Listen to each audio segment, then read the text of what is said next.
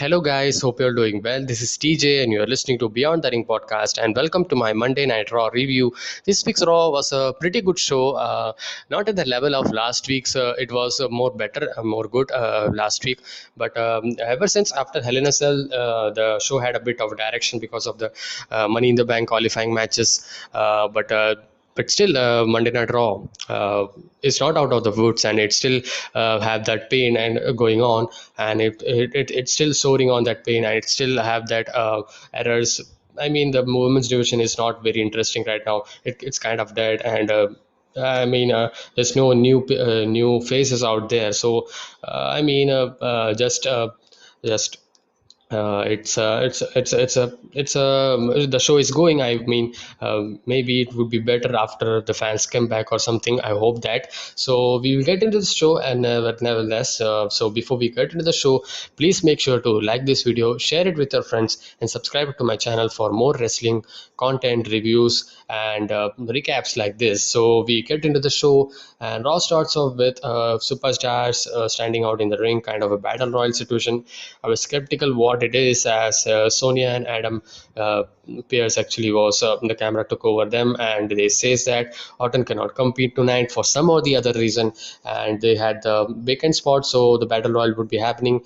And Riddle comes up, and Riddle says that he wants to have this opportunity, as Randy Orton has took a letter stating him as the replacement for that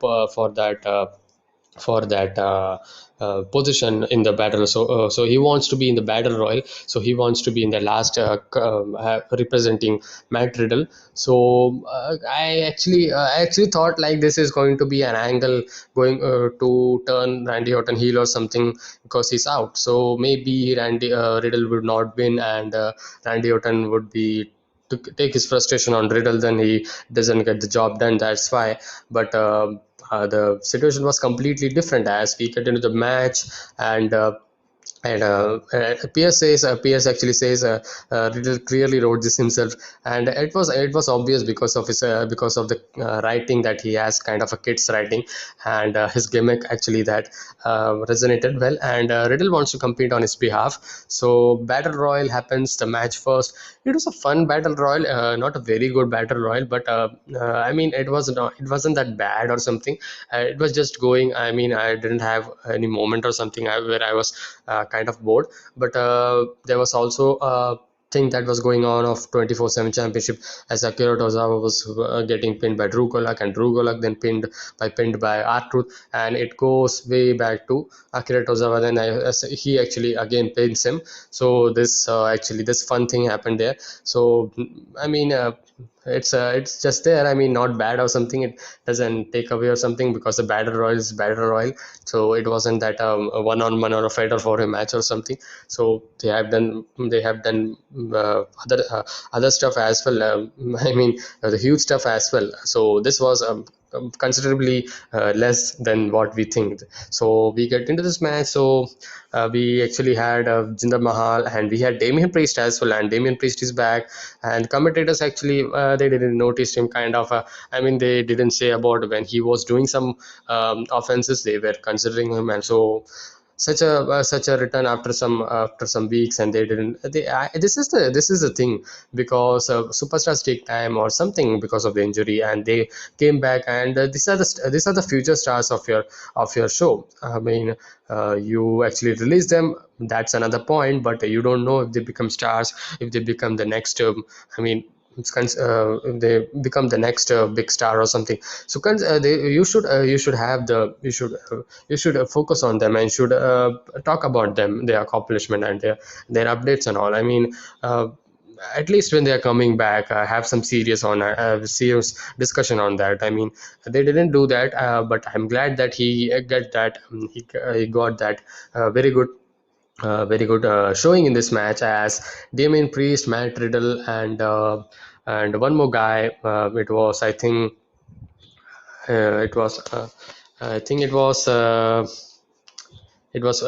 Priest, it was Riddle, and it was one more guy, and they were the three last guys. It was Cedric Alexander. Cedric Alexander was out of the ring, and and he was eliminated by Priest, I guess, Demon Priest, I guess. And Priest Riddle had a good exchange, and it was going good. Some kicks and right hand.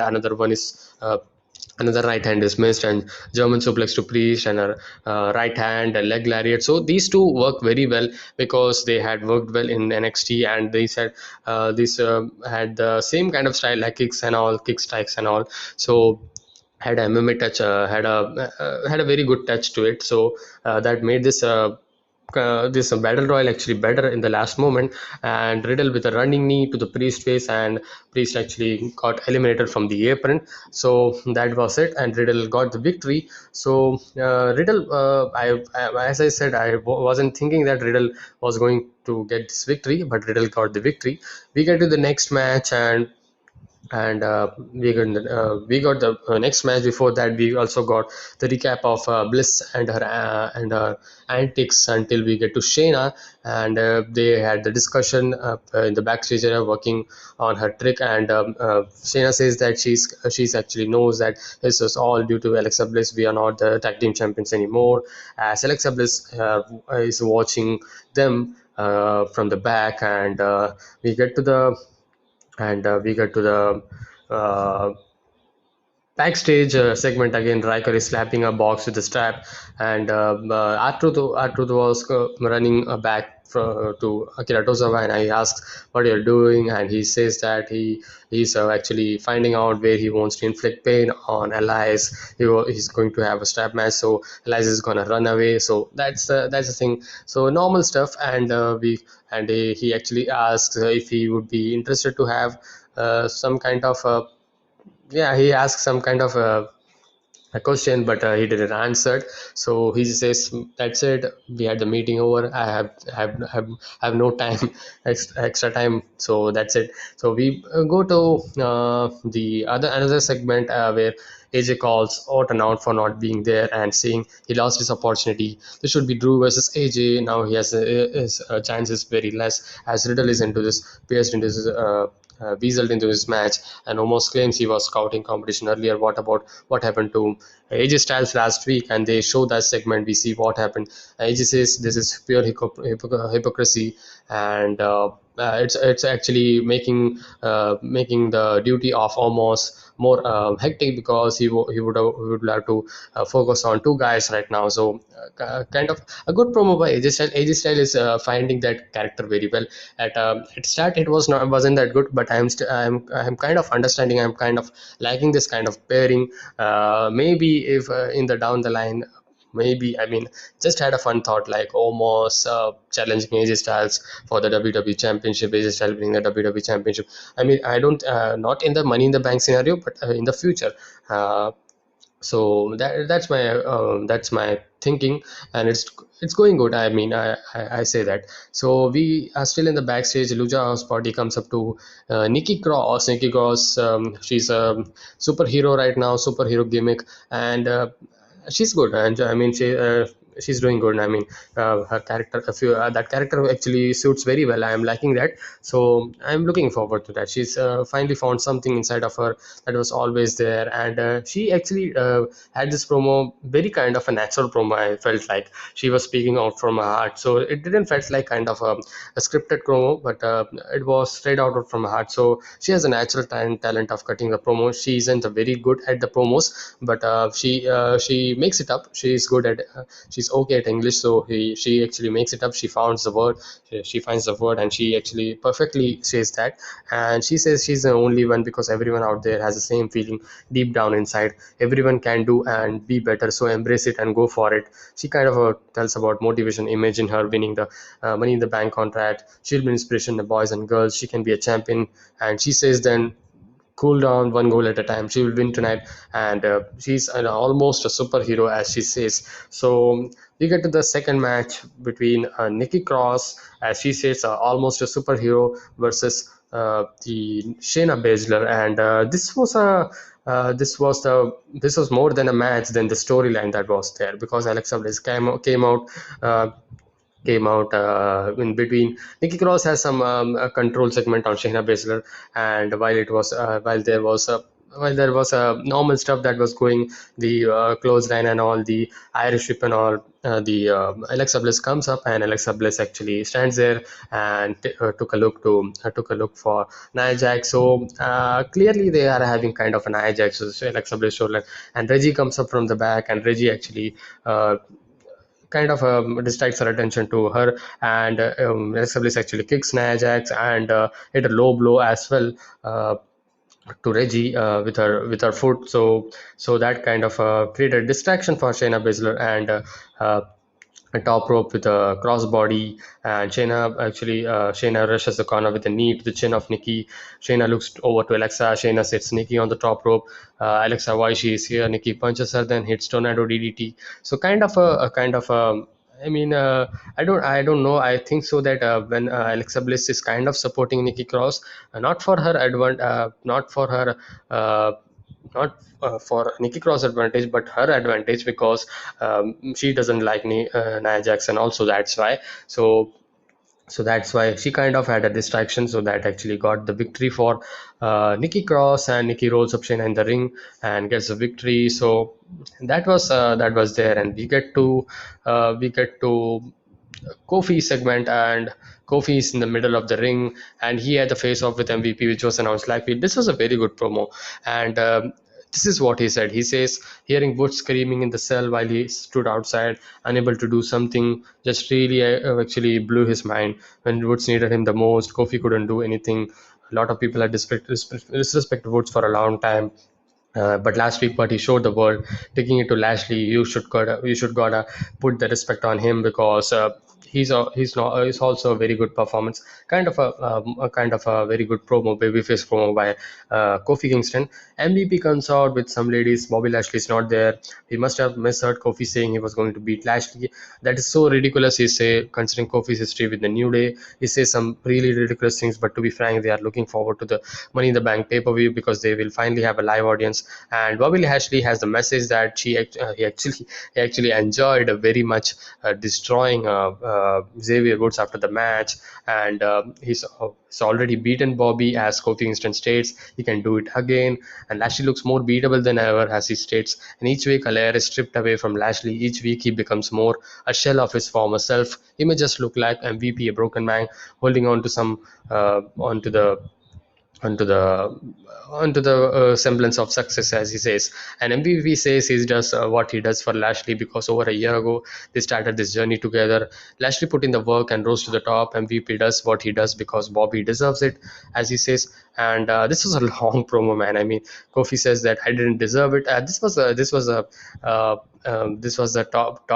very uh, discussion got heated, but he said he didn't work hard for what he got. Look, when he was with BBJM, he didn't take a day off. He went to Ghana, West Africa, and he bought the living point, went back to TV the next week, defended it again. And your champion, what is he doing? He's having vacations, days off, distracted. And when you lose that prize, someone gains it, and in 3 weeks that someone will be Kofi. And MVP actually, and Kofi then mocks MVP because he's faking this knee injury for a long time.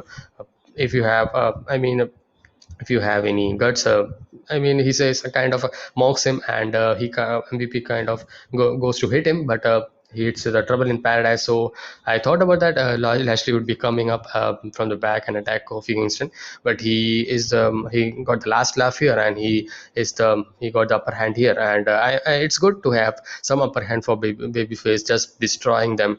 That looks bad, so it was good. So this actually created a match for next week. I mean, I didn't want to have a match or something. It would be better of a promo or something, but still, this is going to be a next week match: Bobby Lashley versus Kofi Kingston.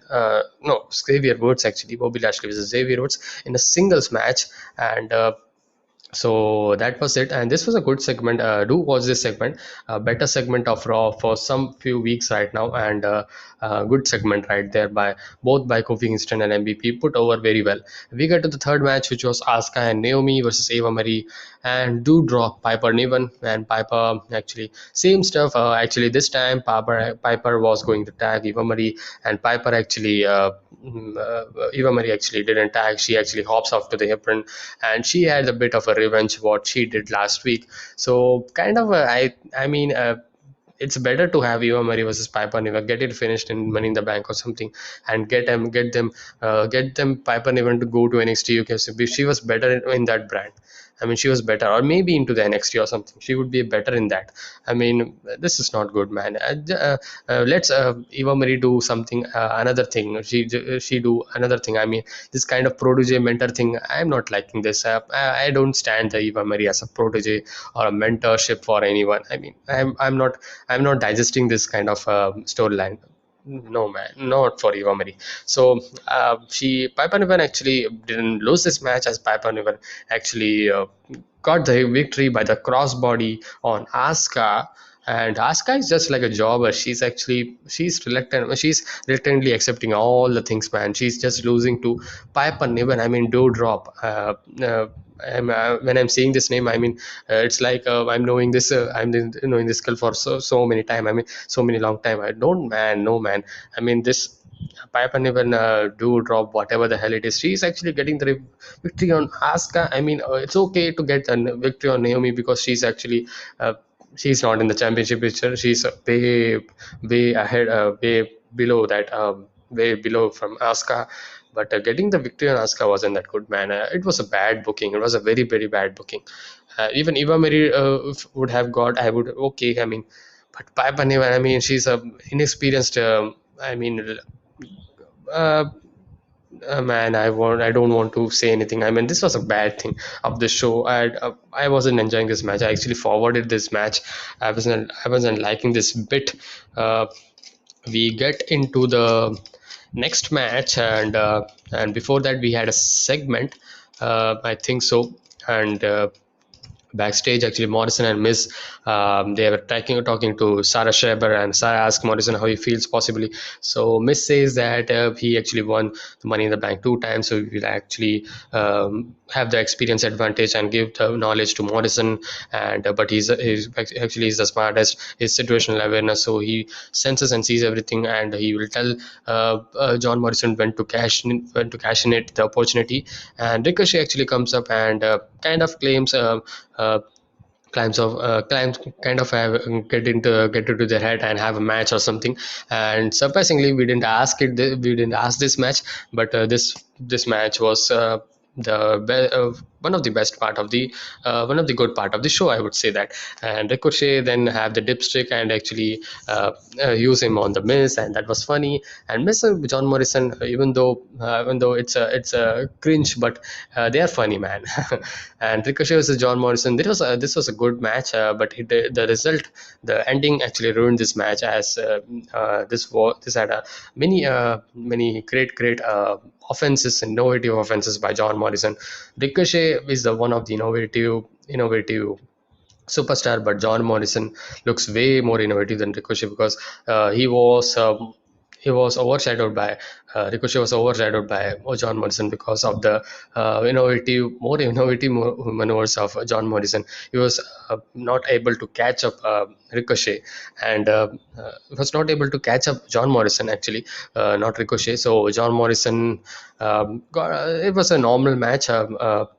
Elbow drops, some innovative maneuvers, as I said, and uppercuts, leg sweep from Morrison, and kind of afraiding him, and then hitting the moves, kind of having the opportunity. And at a moment he rolls onto the floor, hits a sliding clothesline, and doesn't get the pin, and had a cradle from Ricochet and doesn't get the pin, and kick off the ropes from Morrison. And Ricochet rolls out of the way, drop kick to the face from the Morrison to the outside, and Rick actually tries to dive over the top rope, but Morrison actually sits over to the barricade, and she actually thinks about that. Ricochet jumping over this, and he actually jumped over to the had a springboard splash on him, and that was the moment of this week's Raw, actually. And people actually had this GIF going on Twitter, actually, and this was great, man. I mean, this was great, but certainly I would say this was a kind of over, I would say. Over appreciated or something, because it's a really innovative, it's a really a very good display by Ricochet. And but still, Fans actually were saying this is the best, this is one of the best, this is best, kind of they kind of having over, I mean, not like that, I mean, I don't think like that, but it was very good. Ricochet springboard with a crossbody onto Morrison from ring to barricade, so that actually two of them wasn't unable to beat the count, so the finish actually was very lame, man. I mean, they end this match I mean, this kind of a moment match into a very finish like a I mean, I don't know why. So that was this match, and it was a count out. It was a count out, so it was a draw. We get to the another bad match, which wasn't I wasn't excited. This was between Charlotte, Natalia, and Tamina versus Mandy Rose, Dana Brooke, and Rhea Ripley. This shows the women's division, man. I mean, ever since Rhea Ripley's Raw Women's Championship isn't doing great. I mean, Asuka was the better, certainly. Certainly, she had the better matches with Charlotte week after week after week. But I mean, this is not good. I mean, I don't know what I certainly want Becky Lynch to come back at Money in the Bank, and certainly, man, Becky Lynch, Sasha Banks, and all they should return back. Even the SmackDown Women's Division isn't that good. I mean, Bianca Belair is doing well, but as the opponents, that's the issue for SmackDown actually. And here the champion is not good, as well as the opponents are repetitive over and over again. And this match as well, I forwarded this match. I didn't watch this match. I mean, this was bad. And in the end, we actually saw Mandy actually Natalia actually goes for a sharpshooter, but Mandy got the got the roll up, but she didn't get the victory, as she was Natalia actually tagged Charlotte, and Mandy with a pump kick to Natalia and big boot from Charlotte that ends Mandy Rhodes, and ending was also very bad. And we get into the backstage, and Riker is actually preparing for battle, and Truth thanks him for sharing. He wants to borrow the stab when Riker is done.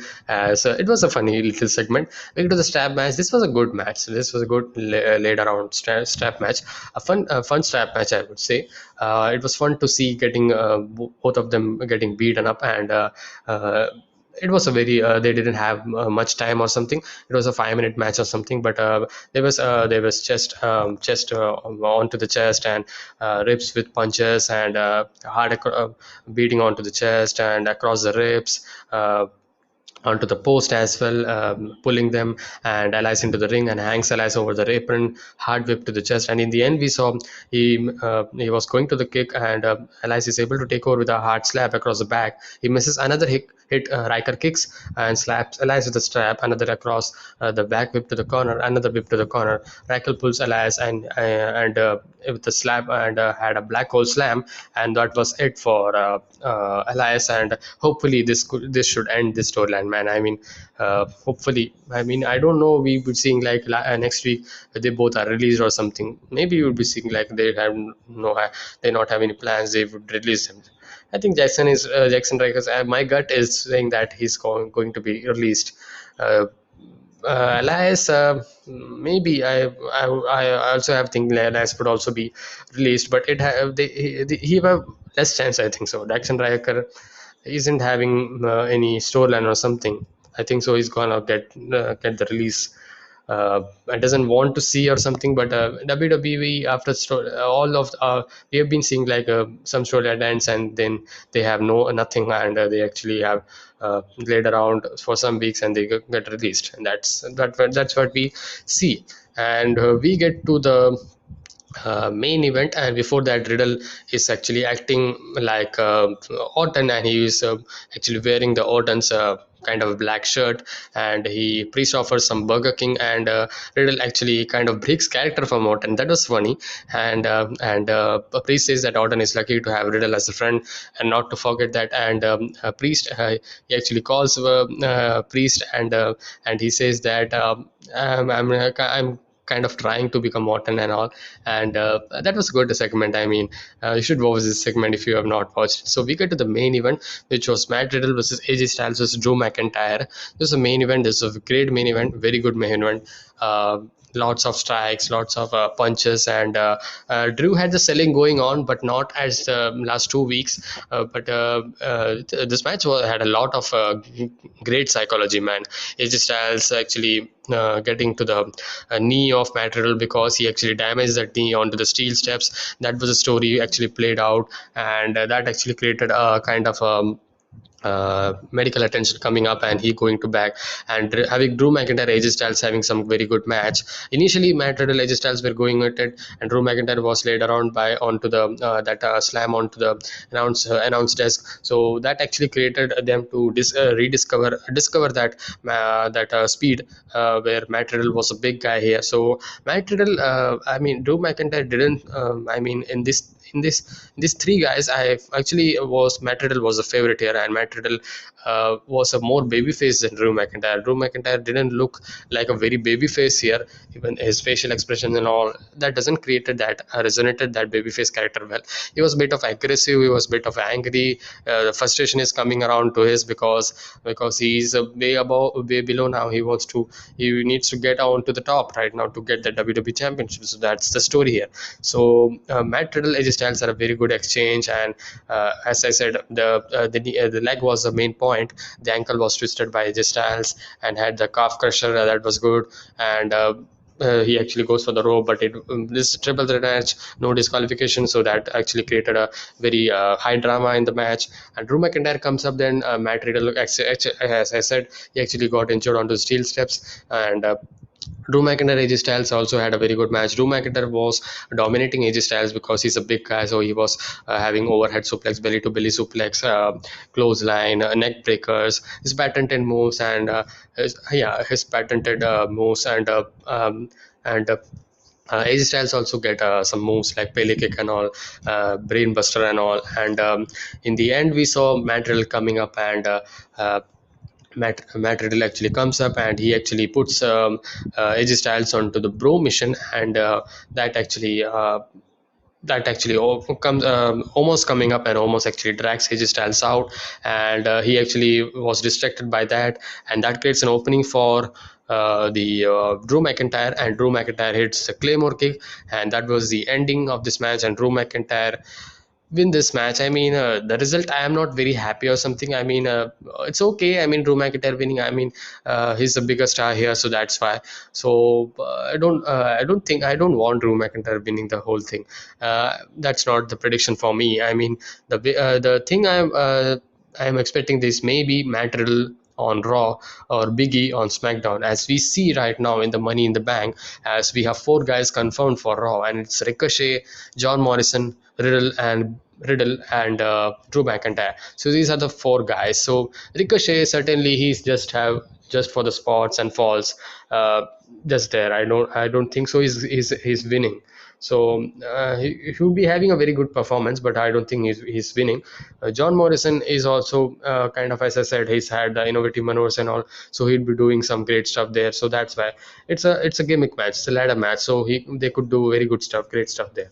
So the favorite here is certainly Monday Night Raw gives Matt Riddle, and on the SmackDown side, until now, it's Big E. SmackDown has three guys confirmed actually: Big E, Kevin Owens, Sami Zayn. They aren't confirmed actually. They are going to have a match next week. So Big E is the only, I think so, guy actually selected for SmackDown. So.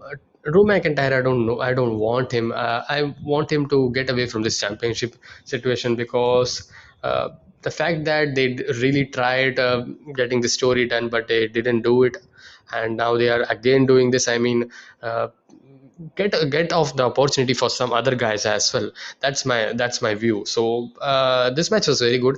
The result wasn't that very happy or something. So this would create kind of a, maybe they can have an angle or something, kind of a betraying angle for Randy Orton, but I doubt that. I mean, they are doing good. RK Bro tag team is doing good. So So Matt Riddle didn't get the victory. A hell of a lot performance. Matt Riddle, Xavier Woods, Ricochet. These three guys are the savior of the Monday Night Raw for some few weeks right now. So they are doing good. So I mean, let Matt Riddle have a very good push, man.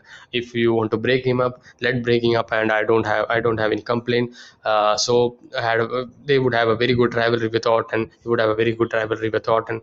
So that's it. I hope you like this episode. Please be sure to like this video, share with your friends, and subscribe to my channel for more wrestling content like this.